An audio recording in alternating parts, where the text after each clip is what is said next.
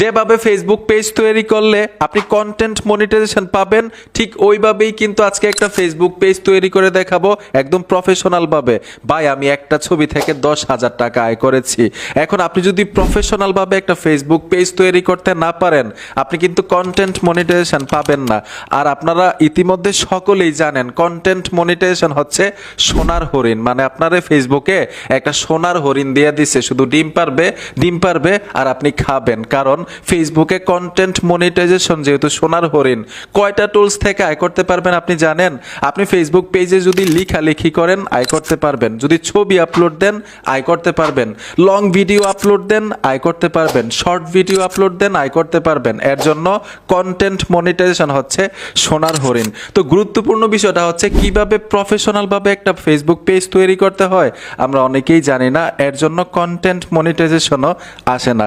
কিভাবে কন্টেন্ট মনিটাইজেশনের জন্য ফেসবুক পেজ তৈরি করতে হয় আসেন দেখে আসি, অল্প সময়ে দেখাবো। আমি স্ক্রিনে চলে আসলাম প্রফেশনাল একটা ফেসবুক পেজ তৈরি করার জন্য, যাতে কন্টেন্ট মনিটাইজেশন পাওয়ার যোগ্যতা অর্জন করতে পারেন।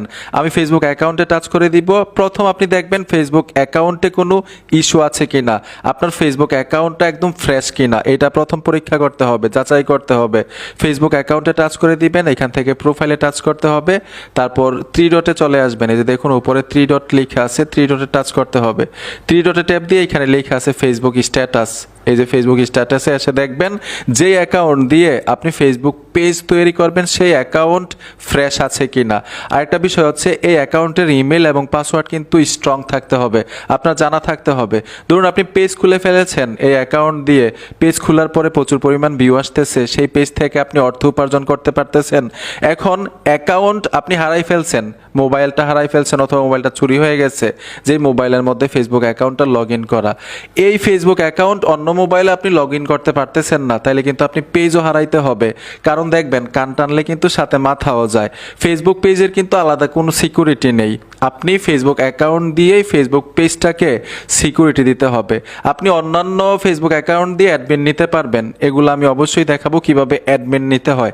এখন বিষয়টা হচ্ছে আমি এর জন্যই বললাম, গতকালকে আমার কাছে একটা লোক আসছিল ফেসবুক পেজে মনিটাইজেশন অন করার জন্য, মানে ওনার কন্টেন্ট মনিটাইজেশন সেট আপটা আসছে। তো আমি সেট আপ করে দিছি, উনি বলতেছে ভাই আমার ফেসবুক অ্যাকাউন্টের ইমেল এবং পাসওয়ার্ড আমি জানি কিন্তু অন্য মোবাইলে লগ ইন করতে পারি না, কোড চাই। তো আমি বলি কোড দিয়ে আপনি লগ ইন করেন, সমস্যা কি? কয় না ভাই কোড তো আমার কাছে আসে না। আমি কই কেন? কয় আমি যেই নাম্বারটা দিয়ে ফেসবুক অ্যাকাউন্ট খুলছিলাম সেই নাম্বারটা কোম্পানি অন্য কোথাও বিক্রি করে দিছে, আমি বিদেশে ছিলাম 5 বছরের জন্য। আপনারা তো জানেন 15 মাস যদি একটা সিম বন্ধ থাকে সেই নাম্বারটা অন্য কোথাও বিক্রি করে দেয়। তো উনি